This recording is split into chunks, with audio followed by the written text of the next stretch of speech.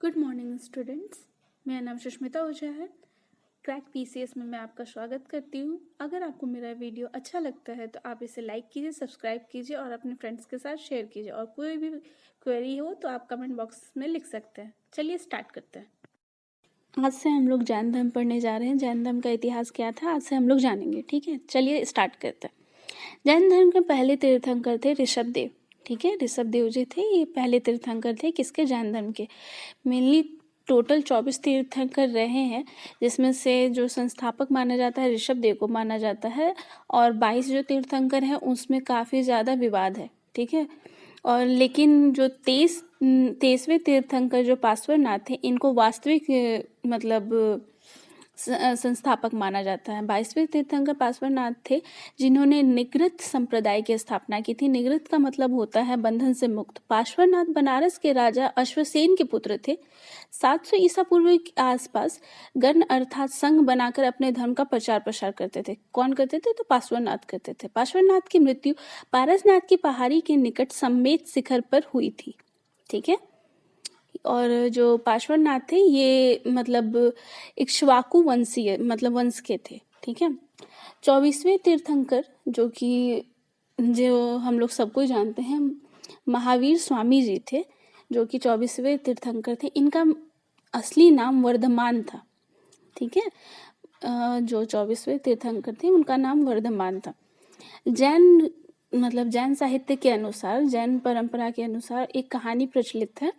जैन परंपरा के अनुसार जैन धर्म में जितने भी तीर्थंकर हुए थे वे सभी क्षत्रिय थे। ठीक है, ये मतलब बताया गया था।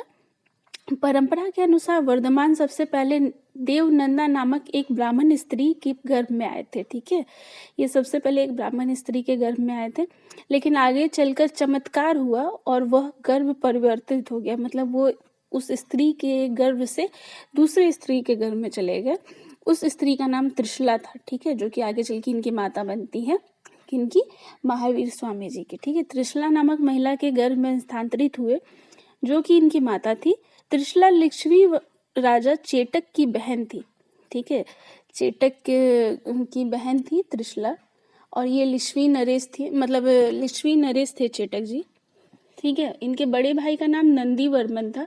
कि इनके महावीर स्वामी के बड़े भाई का नाम नंदी वर्मन था। इनकी पत्नी का नाम यशोदा था। इनकी पुत्री का नाम प्रियदर्शनी था और दामाद का नाम जमाली था, जो कि इनका पहला अनुयायी बना था। ठीक है, 540 ईसा पूर्व में वैशाली के कुंडल ग्राम में इनका जन्म हुआ था। किनका? वर्धमान यानी कि महावीर स्वामी जी का जन्म 540 ईसा पूर्व में वैशाली के कुंडल ग्राम में हुआ था। ठीक है, चलिए आगे देखते हैं। 12 वर्ष की कठिन तपस्या करने के पश्चात अंततः रिजुपालिका नदी के तट पर साल वृक्ष के नीचे जंभी ग्राम में इन्हें ज्ञान की प्राप्ति हुई। प्रारंभ में 5 वर्ष तक इनके साथ मस्करी गौसाल थे। आगे चलकर इन्होंने आजीवक संप्रदाय की स्थापना की थी। ठीक है, जैन धर्म में लिच्छवियों ने अपना राजधन मतलब जैन धर्म को लिच्छवियों ने अपना राजधन मान लिया था। इस धर्म को बिंबिसार तथा उदयन ने भी अंगीकार किया था, मतलब कि अपनाया था। ठीक है, ज्ञान प्राप्ति के बाद महावीर स्वामी को कैवलीन जिन या निगृत कहा गया। जिन का अर्थात होता है जीतने वाला। ठीक है, विजेता, और निगृत का अर्थ होता है बंधन से मुक्त।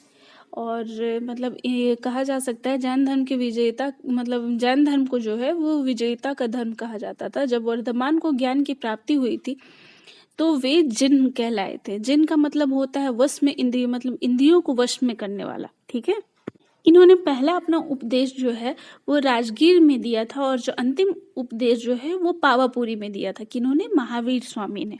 468 ईसा पूर्व में मल्ल गणराज्य के शासक सस्तीपाल के दरबार में, जो पावापुरी यानी कि बिहार में है, बिहार के पावापुरी में स्थित है, वर्धमान की मृत्यु हो गई। यानी कि महावीर स्वामी जी की मृत्यु हो गई थी। कहाँ हुई थी? पावापुरी में। ठीक है, कब हुई थी? 468 यानी कि 468 ईसा पूर्व में हुई थी। ठीक है, अब इनकी मृत्यु के बाद यानी कि महावीर की मृत्यु के पश्चात जैन धर्म को आगे बढ़ाने का कार्य 11वें गंधार जो थे शुद्धमन जो थे उन्होंने किया था। ठीक है, आगे चल के इन्होंने जैन धर्म को और आगे बढ़ाया था। महावीर की मृत्यु के 12 वर्ष के पश्चात मगध में काफी बड़ा अकाल पड़ा था। मतलब मगध में बड़ा अकाल पड़ा। इस कारण बहुत से जैन भिक्षु भद्रबाहु के नेतृत्व में दक्षिण भारत की ओर चल गए। ठीक है, और बहुत से जैन भिक्षु स्थलबाहु के नेतृत्व में मगध में ही रह गए। आगे चलकर जैन भिक्षुओं के बीच मतभेद उत्पन्न हो गए और जैन धर्म 2 भागों में बट गया। उत्तर में रहने वाले यानी कि मगध में रहने वाले श्वेतांबर कहलाए, जिनका नेतृत्व स्थलबाहु कर रहे थे और ये सफेद वस्त्र पहनते थे। दक्षिण में जो चले गए थे वो दिगंबर कहलाए, जिनका नेतृत्व भद्रबाहु करते थे और ये नग्न रहते थे। ठीक है, जैन धर्म में 2 संगीतियां भी हुई थी। प्रथम संगीति पाटलिपुत्र में हुआ था 322 ईसा पूर्व में। पाटलिपुत्र यानी कि उस वक्त वो मगध में था और इसकी अध्यक्षता ये स्थलबाहु ने की थी। ठीक है, द्वितीय संगीति जो है वो गुजरात के वल्लभी में हुई थी। 512 ईस्वी में हुई थी, याद रखिएगा 512 ईस्वी है और पहला 322 ईसा पूर्व था। ठीक है, 512 ईस्वी में हुई थी और इसकी अध्यक्षता देवर्धि क्षमा श्रवण ने की थी। ठीक है, बौद्ध धर्म में जहाँ साहित्य पाली भाषा में लिखा गया था, वहीं जैन धर्म में प्राकृतिक भाषा में साहित्य लिखा गया था। ठीक है, अगर पूछा जाएगा कि जैन धर्म का साहित्य किस भाषा में लिखा गया है तो प्राकृतिक भाषा में लिखा गया। चलिए अब इसके सिद्धांत देख लेते हैं। जैन सिद्धांत के अनुसार निर्वाण प्राप्ति के लिए त्रिरत्न आवश्यक है, यानी कि इसके त्रिरत्न थे। वो कौन कौन से थे? सम्यक दर्शन, सम्यक ज्ञान, सम्यक आचरण। ये 3 रत्न होना आवश्यक है। ठीक है, इसी त्रिरत्न के पालन के लिए 5 महाव्रत हैं। ठीक है, इसमें 5 महाव्रत थे। अहिंसा यानी कि अहिंसा ना मतलब हिंसा ना करना, अमृषा अर्थात सत्य वचन या झूठ ना बोलना, अस्तेत अर्थात चोरी ना करना, अपरिग्रह किसी वस्तु को ग्रहण ना करना यानी कि संग्रह करके ना करना, धन का संग्रह ना करना, और 5वां था ब्रह्मचार्य। इनमें से प्रथम 4 जो थे वो पार्श्वनाथ द्वारा दिए गए थे, जबकि 5वां व्रत जो है वो महावीर के द्वारा दिया गया था। ठीक है, जैन धर्म में देवताओं का अस्तित्व नहीं माना जाता था। जितने भी तीर्थंकर हुए थे उनके कुछ कुछ प्रतीक थे, जैसे कि हम मेन बात करेंगे। ऋषभ देव का जो प्रतीक था वो विषभ था यानी कि सांड, और उसके बाद 19वीं जो तीर्थंकर थी ये एक महिला थी जो कि पहली महिला तीर्थंकर थी किसकी? जैन धर्म में। इनका नाम था मल्लली नाथ। ठीक है, इनका भी याद रखिए, इनका प्रतीक चिन्ह कलश था। और फिर पार्श्वनाथ का इसका सर्प था यानी कि सांप था, और महावीर का सिंह था। ठीक है, बौद्ध धर्म एवं जैन धर्म में सबसे बड़ा अंतर अहिंसा को लेकर के। ठीक है, दोनों का अलग अलग डेफिनेशन है अहिंसा का, वो भी हम लोग आगे बात करेंगे। जैन धर्म के अनुसार जीवन और अजीवन की परस्पर क्रिया में ही विश्व चलता है। जैन धर्म के अनुसार आत्मा उज्जवल और सर्वज्ञाता है। ठीक है, जैन धर्म के अनुसार विश्व में असंख्य आत्माएं हैं, इस कारण ही पुनर्जन्म होता है और व्यक्ति दुख पाता है। पुनर्जन्म से मुक्त होने का एकमात्र साधन जो है वो कर्म से निर्जरा है, यानी कि कर्म की समाप्ति है। ठीक है, प्रथम जैन भिक्षुणी जो थी उनका नाम चंदना था, जो कि चंपा नरेश दधिवाहन की पुत्री थी। जैन धर्म ग्रंथ की भाषा प्राकृतिक या अर्धमगही मानी जाती, मतलब मानी क्या जाती है थी। जैन धर्म के प्रमुख अनुयायी शासक जो थे वो देख लेते हैं हम लोग। उदयन हर्यक वंश के थे, चंद्रगुप्त मौर्य वंश के थे। ये तो इनफैक्ट अपने अंतिम समय में वो दिगंबर के साथ चले गए थे दक्षिण भारत कर्नाटक में, और वहां जाकर के इन्होंने अपना प्राण त्यागा था। हम लोग पढ़ेंगे मौर्य वंश में, तब जानेंगे। खारवेल जो थे, खारवेल कलिंग